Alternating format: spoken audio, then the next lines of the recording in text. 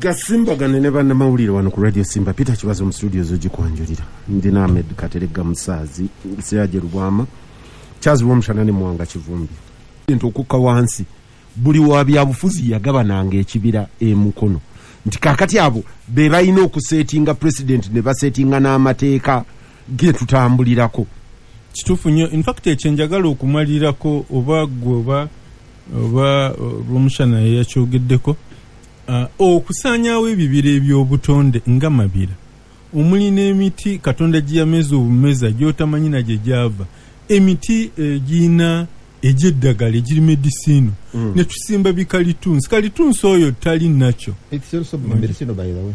Wangisebu Kalitunsi nayo eri medicinal. Eri medicine naye ine bizibu byayo ebirala.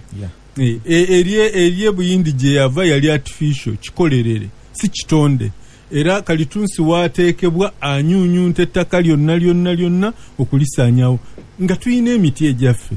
Twandibadde tuleke emiti ejaffe egy'obutonde ate twandibadde tuencouraging okwongera okusimba emiti ejaffe egy'obutonde. Kijja kuba kibi omulembe guno ogw'abaasoma bamusiba ttaayi mu gavumenti eya wakati ne muzeebitundu mu Bwakabaka tubadde twogeranga Bunyoro obadde mutuufu.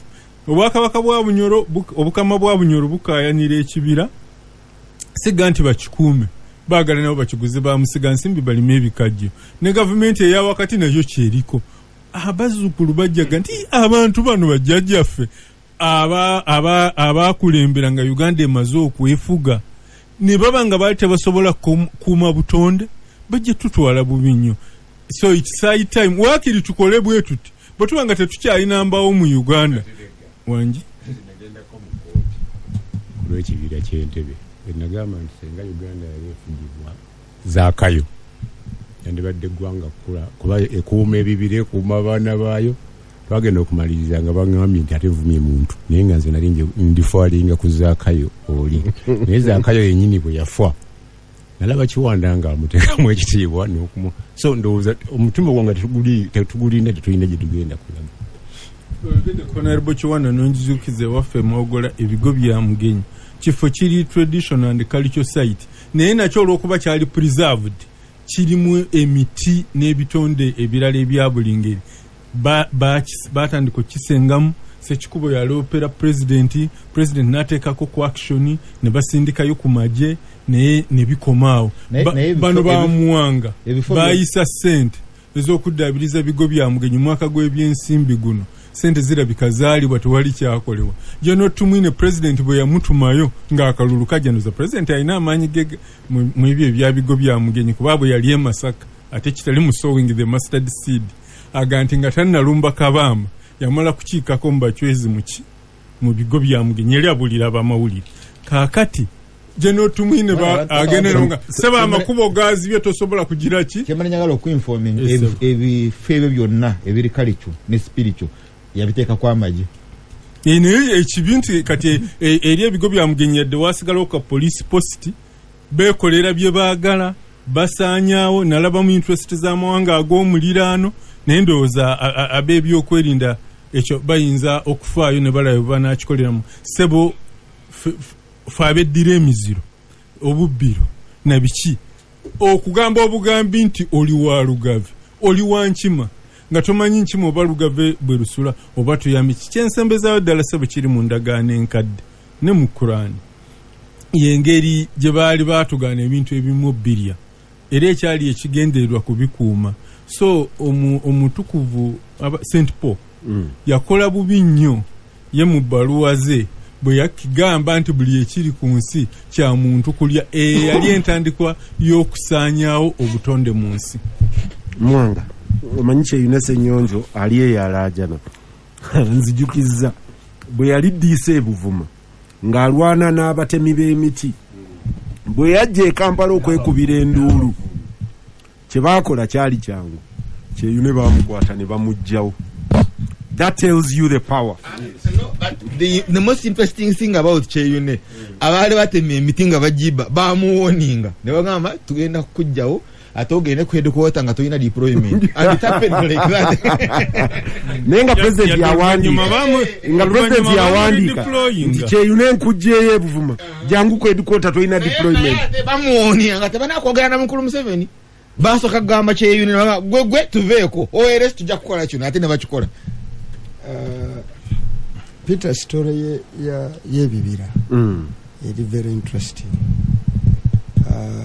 Ewange mu kitundu ky'Ebutambala eyo wali ebibira bingi bibaddeyo bingi era ndowooza bw'oba obadde ojjajjayo buli lwoddayo okumala emyezi 5 osanga waliwo ogukwajukwaju gw'ekibira ogugenze era nagistukiramu lumu ne ŋŋamba nga olyanga nti ndi theoretical nenkwata executive director wa NFA nenkwata n'abakamera nenga tetwagala tubeere nga twogera byabufuzi tutule mu mmotoka zammwe mbatwale twambale gumboots mbalage oba mukuuma ebibira oba temubikuuma Mugisha yakkiriza yaliko ne tutambula naye era nibibeera ne bishokinga abantu bangi nga wayise wiiki emu eyasooka okunvumirira yagenda ku lumbe waffe nga munene nnyo mu gavumenti yava buuyo naye kati ono muwange ebyebibira bino byaliko lwaki yetafuna kubanga oyo ayagala kusansanya bwavu abagamba muve ku bibira naye afuna ekiki waliwo omu sijja mwogera game range manager tuba tutambula nga mbakayanyiza nnyo nanzize bayina nga kati gwe Kivumbi kati nze kambeere honest oli musajja muto ate twasoma naawe jangu nkubulireko amazima luno lutalo tugenda duwangula nege nkuwa amagezi naawe jangu tukuweyo gukwaju kati enjawulo ya Muwanga ne Lwomushana sigiraba buli oli kye yagamba eri no ati kuwe jangu tukuweko ogukwaju ebyo ekikyo kyonootereka ne kifu ekibira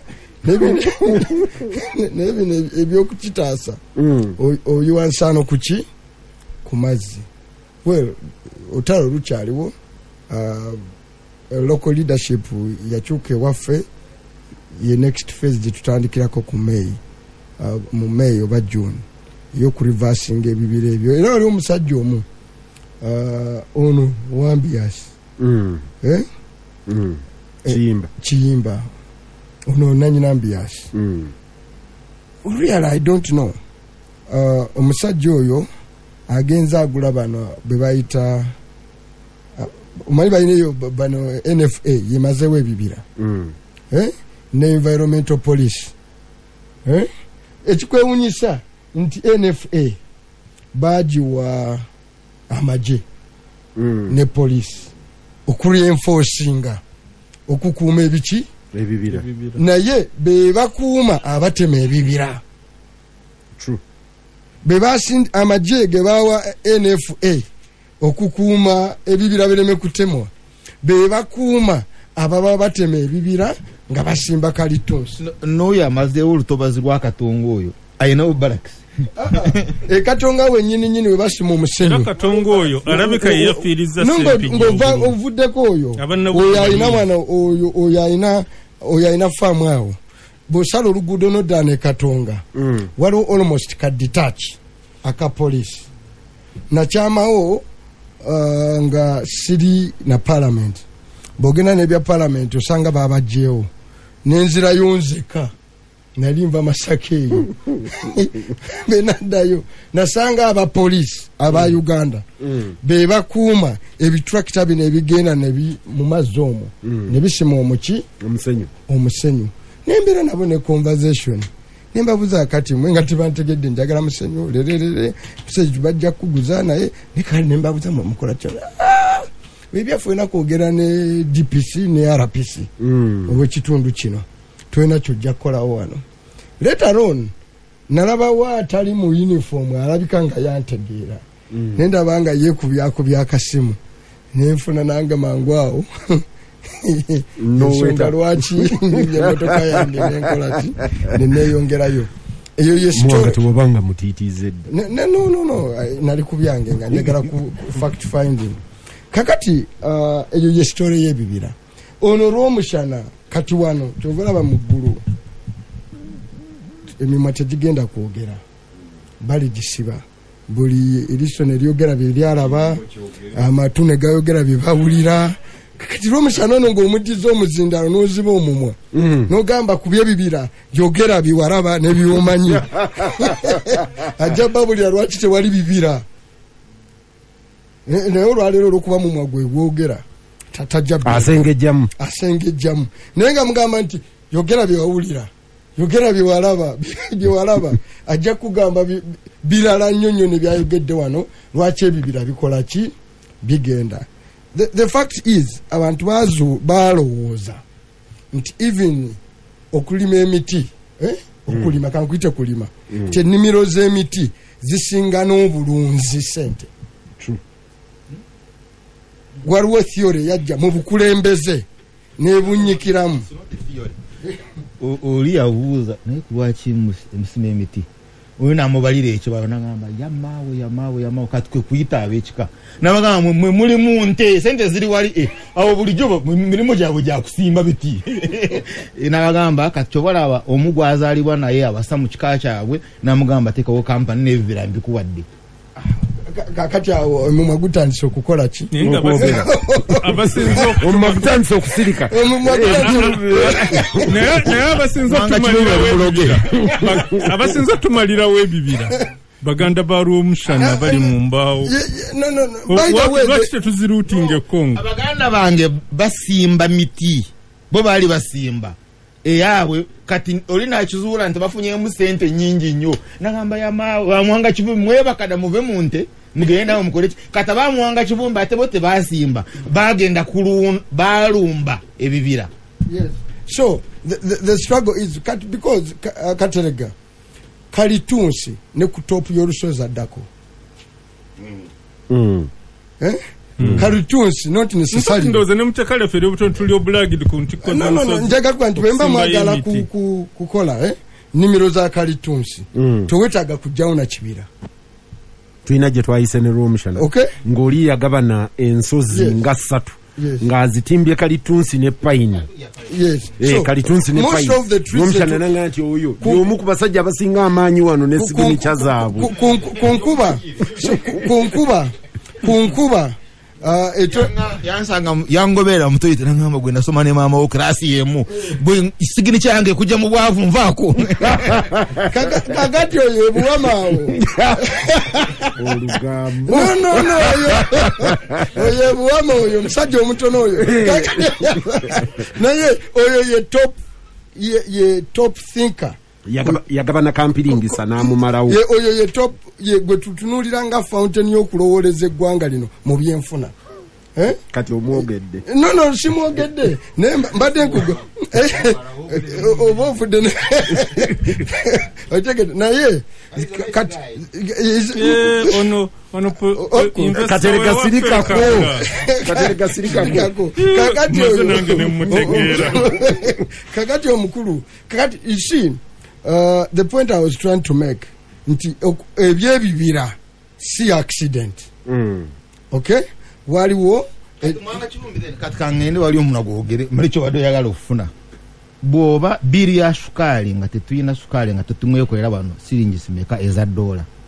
So to save those dollars bwogira wano sukali n'omwekolera question eri nti dola ezo z'oseviza ogenda kuzikola muki ze tanka zolaba ze bagula ze missile zolaba military hardware katono lw'okwagala military hardware amalewo ebibira ateekemu ebikajjo alemu okuimportinga sukali asavinge $, agule mundu. For me that is nera tatutaga kuimportinga sukali first of all I have a big problem ne expenditure on military ne ku infrastructure military hardware moreover because to fight you must define a war why you are acquiring this regional power to serve which interest one of an African dictator pretending saja munsanvu mwenda yatukubira miezi mukaga that is a lesson nsanvu mwenda ugamba Tanzania nsanvu mwenda mwaina internal weaknesses as a country Nyerere ze exploitinga n'abakuba. So the problems are normally here at home. Ebizibu biri wano tewaliwo kawanga kasobola ku overridinga gwanga ng'ensi terina mu bizibu wano buno nobooleta amagye bano abali trend wano mu region tosobola ku overridinga Uganda eno nga bannayuganda tebalina internal disagreement to back you up tosobola. N'olwekyo nze sirowooza nti at a strategic level. By the way, that is the America gwe gy'ogamba advancing ku military, it corresponds with the growth of the economy. There is no problem, there is no agenda. Omusajja asula mu nsisira alina enkoko bbiri azimba ekikomera for what? Toba mulalu pangisa ate n'ogula Range Rover Sport n'ogisuza mu parking yard.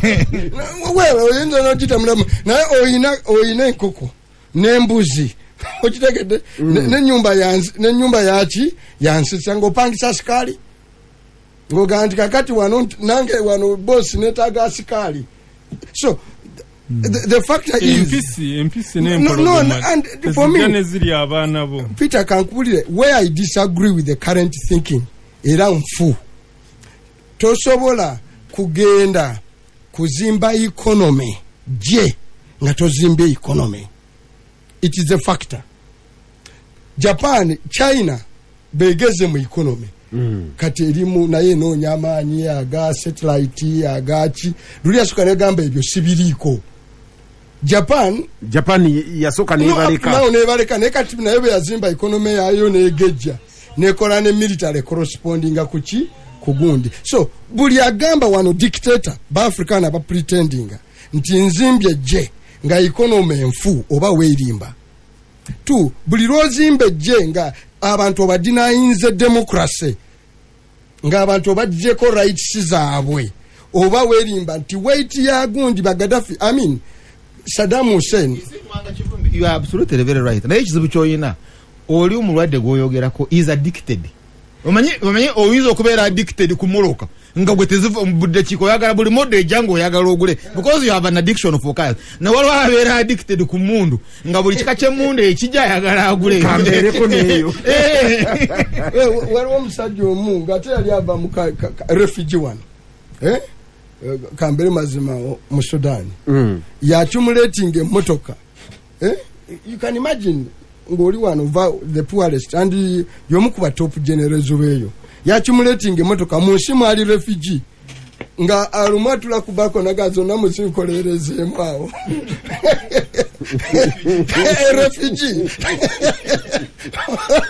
refugee nga ngoguza emmotoka nozijuza ekikomera naye nga ayagala ne bazikolereza alabo bazonna zikola tu olwaleero the most expensive cars mu Uganda are driven by refugees of the poorest country in Africa. That's the era kati be babuza banna Uganda ogenda okulaba akanamba ka South Sudan ngorwati obyogedde kakati nze government it is that absurd nti refugees of the poorest country in Africa be bafuga emmotoka ezisinga obulungi two they are not the ordinary people be bali mu bukulembeze oba be baagala obukulembeze. Why are generals refugees? Lwakant politics eziri mu region Congo went bad kati nono ali omu mu bazikola bad so oyina okwetegeka weeresi zikutwala ngerejeza twala mu butu. Well kakati nze kyembadde gamba broader issue environment nti oli amalawo ebibira one aina naive thinking abalintwala baliyitaawo. No, si byabalintwala baliyitaawo. One alowooza nti in a bad political environment osobola emancipating a small ethnic group empowering to do economic dominance nga bokoze mu magye eno mu magye okisobola temporarily because the structure arrangement ekusobozesa but in the economy to cause an hegemony nga oyina first of all this is where you have a problem nti ogenda kusaka group ko given ne bwoba with the big group ng'eyabaganda kanjigezeeko, it's very big group. Noyagala ogiscattering ekumaningira amaje, ekumaningira intelligence infrastructure, evaawe ku dominatingira economy, ogitwale ku dominatingira education sector. You are just a joker. Saddam Hussein Techiri sustainable. Ne bw'osoma mu Saturday Monitor wa leero, omuwandiisi nzikanya naye ku Ethiopia. Kyekimu ku bintu ze nawe bye yakolera abantu b'Abatigure nga tebalina capacity. Kati ate bewandiisa Abaganda b'Ethiopia abaali batafugangako ba Oromo, ate nabo bwe bazze, ate n'abala ne bagamba Abaganda twali twabalemesa bano tunasobola okujjako. Saddam Hussein nga respondinga ku theory munga mwanga ja espousing. Saddam Hussein yakwata abeggwanga lye babayita ba Baath kibiina kya byabufuzi yayina akawanga Shia the Sunni no but Shia Sunni ezo abo banene naye yayina akatundu akatono n'abakwata n'abateeka mu magye nga ku buli command level be baliko lwe yabakwata n'abajja mu magye n'abaseeseetula ne bagenda batandike n'okusuubula lwe baaga nti mu magye tukolayo ki mu magye bampa bweziti naye ndi eri kati ate ne batandika okujja abaana baabwe mu magye bagende basuubule nga neeri tebalina competence okukakana nga kikola pusinze. Nagenda okuziika saidi yewaaba lw'omushana eyo awantu awamu nensanga musajja mukulu ng'akutta omuzindaalo Reverend ng'alangira abaana baabwe. Kino ngenda kyogera kyawulikika ng'ekiri tribal naye kyalina a huge sense of the economy from an old man. Ng'ayomba n'abaana baabwe abagamba nti mmwe muli eri e Buganda mutudde babawa miliyoni 2 babawa miliyoni 3 ng'omusaala, lwaki temukomawo wano ne tukola tuyina ente zivaamu bino. Kati yagenda okunnyonnyola ng'aga nti abaana baabwe bonna baabulira mu magye bali mu command bwe yagiranga ng'abagamba mbu lieutenant gwe kano ofuna sente meka magye. It's not tribal, it's a big crisis ekiri mu Akato corridor that those commanders at the level of captain lieutenant but the Kuraro is corrupting, the traditional Kuraro is corrupting. Kati bali omwana wabayagala kuwasa wano he has to be subsidized ola ino kutunda ente omwana ajakole naye ate your generation y'abakaddayo kati gyeri eggwawo so there is a crisis. Ekyo gwe kyoyogerako eno okukuuma power eri bakitaabwe bagamba nti you're losing the economy kubanga odidde lw'omushana omututte mu magye nze nondese n'ente. Omusajja yagamba nti ye afuna miliyoni 4 olunaku mu kutunda amata ewuwe. Simanyi oba teya exaggeratinga naye nga mutabani we nenga mutabani we ali Kampala afuna miliyoni 3 omusizama which rank that's a general mbade manyikana afuna 3 ngaga nti naaliye na afuna miliyoni 3 naga nti kati oyo akola ki asula mmanyata nti jangu wano tukole muve mu kati ye yakitwalanga abakolera omuntu waliwo bya misinga kyagategeera waliwo omwiza ali eno Afrika yunga aga nti abanene abemwogerako eno Afrika bamazeewo ebibira bigabanye ebigatta ekibira ekigatta Bale ku Galilaya.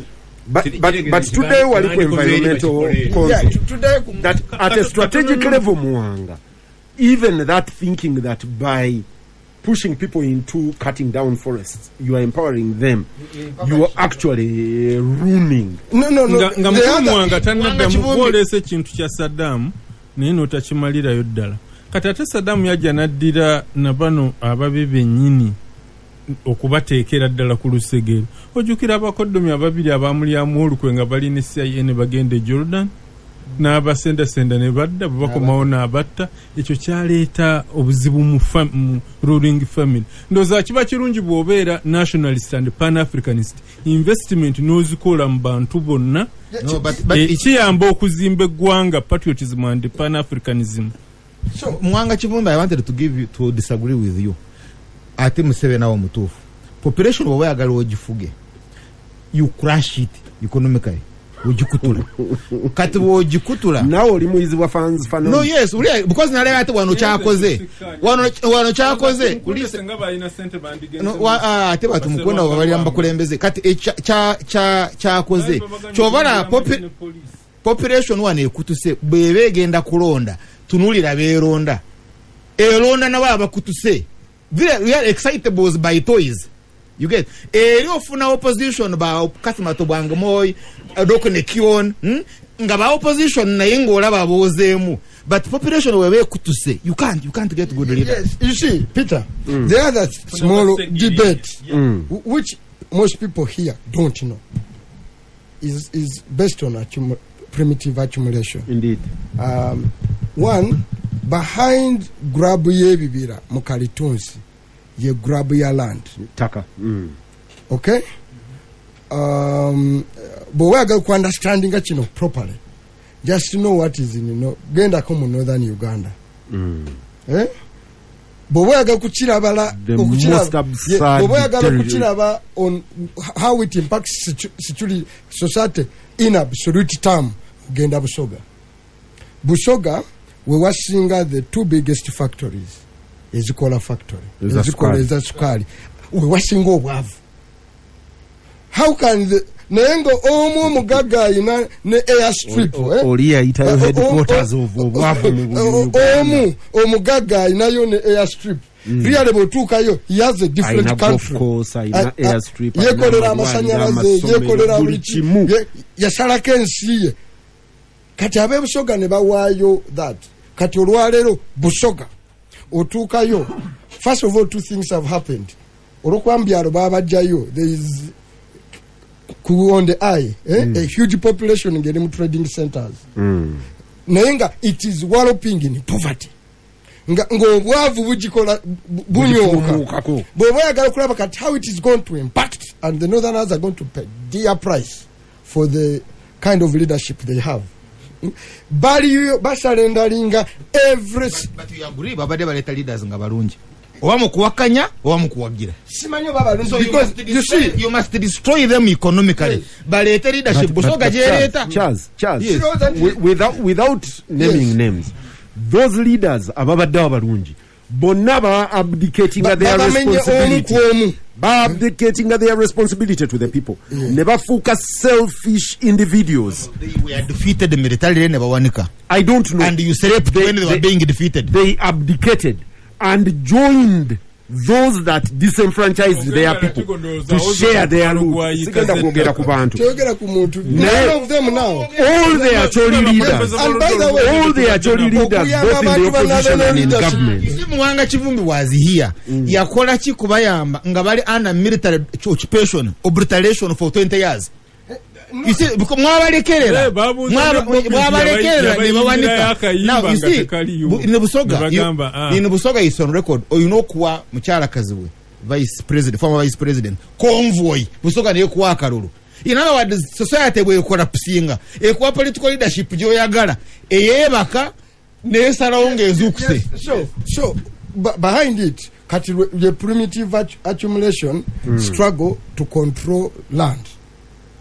Okay, land without production. Of course, Siro anti-growing trees ku fertility ya land omuli ebibira is the most lucrative. By the way, personally I don't think Siro that's why you invest Siro anti the investment literal you get more. I'm more convinced nti wosimba na simbye worsukuru amatoka enzo kusinga okufuna sente, but that's for another day.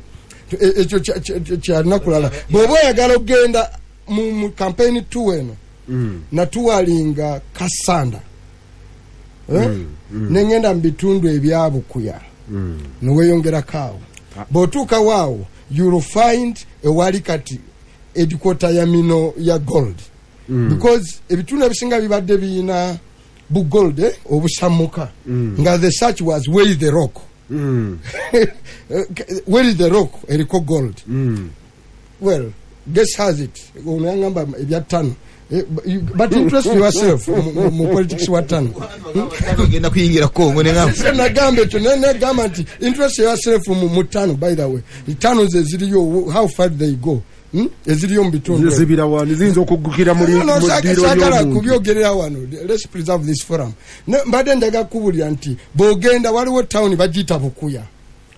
No bwetoroddewo kati zina population nene. Why? A few people bagenze mu nsozi ezo actually they don't buy abalowooza bagula.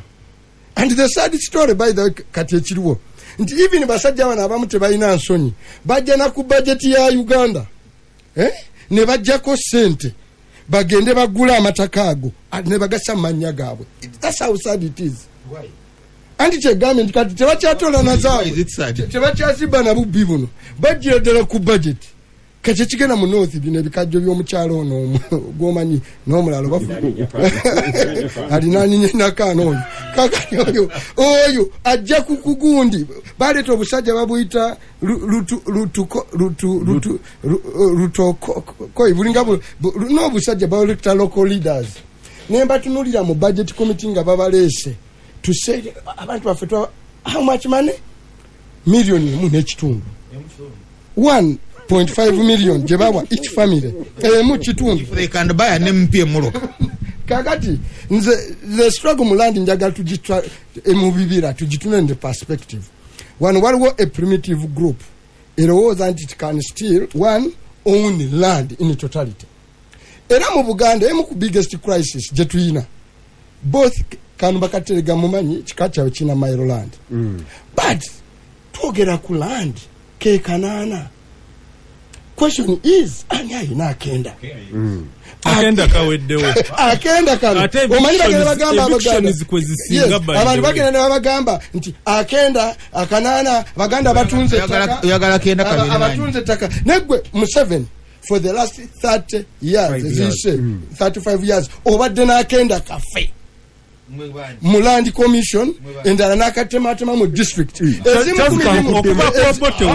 mwanga kandi kubote one akakenda kali kabaganda abalijja tetwakaterekera mu akenda kawo abayinyira mu Buganda oba mu kiga oba mu kyoli nawe kanyina ko share gwevekwebi naye kati abantu bagenda bagamba abaganda batunze taka katerega atunze taka togera ku kanana naye central government without choosing Museveni as an individual ebadde nakenda akafe oba yobote oba yamini oba yani ebadde nakenda akafe olwaleero bogena mu registry of land nononya abayina akenda bebani abakayina mukuru muwanga obote nami mukuru muwanga obote nami katono nyo obote nami bakagabanga ko lease n'abaami baabwe ne bawaka abantu ebibanja naye bano balw'omushana mu CN bagamba buli ayina ekibanja na buli ayina lease kenda yefunire freehold era kye bali mu kukola ne bafuna freehold so